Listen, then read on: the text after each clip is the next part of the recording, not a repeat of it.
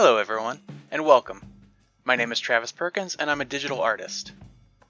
But what does that mean exactly when an artist says they work digitally? Well, a lot of people seem to think it goes something like this.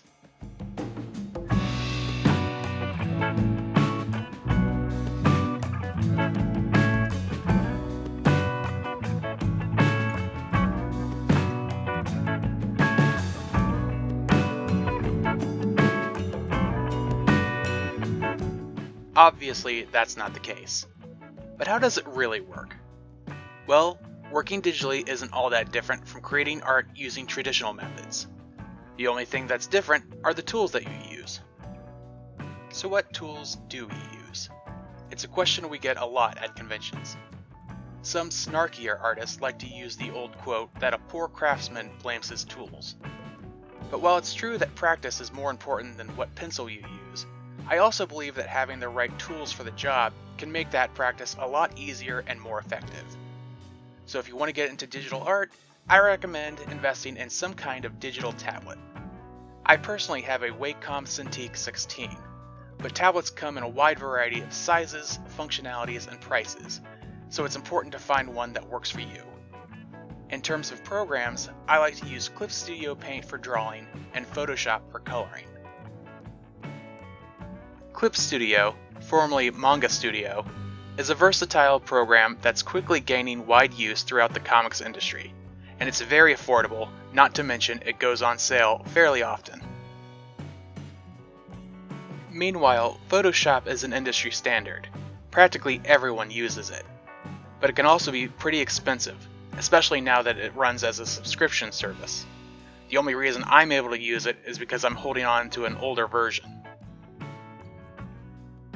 Splitting up the process like this isn't necessary. I mostly do it out of habit and because I learned these specific tasks on specific programs. If you're just starting out, I recommend focusing on just one, probably Clip Studio. I know eventually I'd like to transition over to using just that one myself. But now that we have the tools figured out, let's put them to use. I'm going to show you how I work using a time-lapse video of me drawing Hellboy.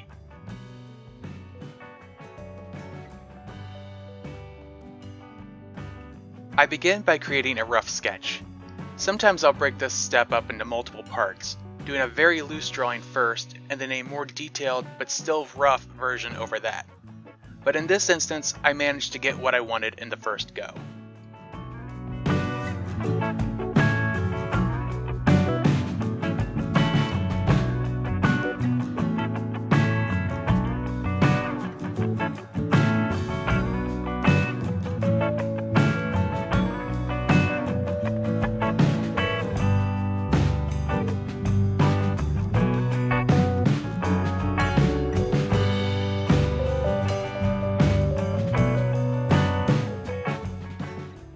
Next, on a separate layer, I'll trace over my rough sketch to give it nice, clean lines.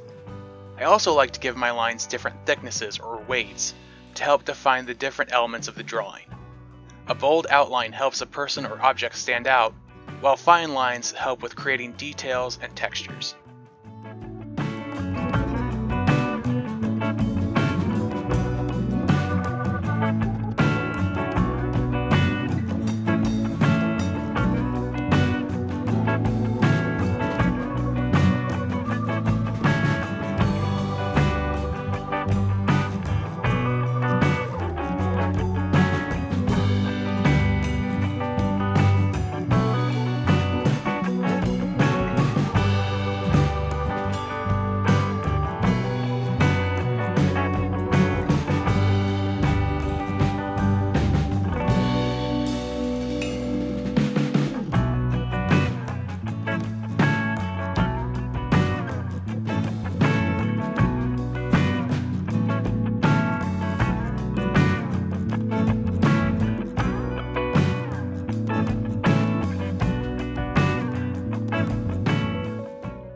This part is called color separation, but it's more commonly referred to as flats. All you're doing is laying out your basic colors for easier selection later on.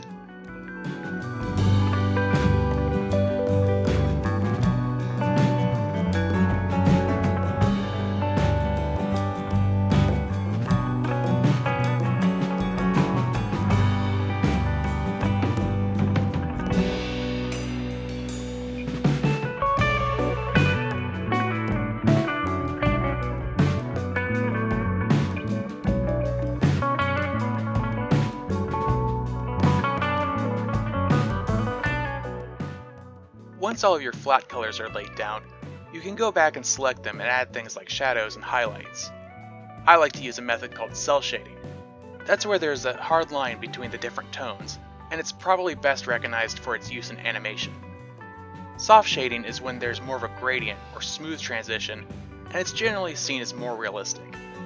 Both styles have their qualities and challenges, and the one you use will ultimately depend on your personal preference.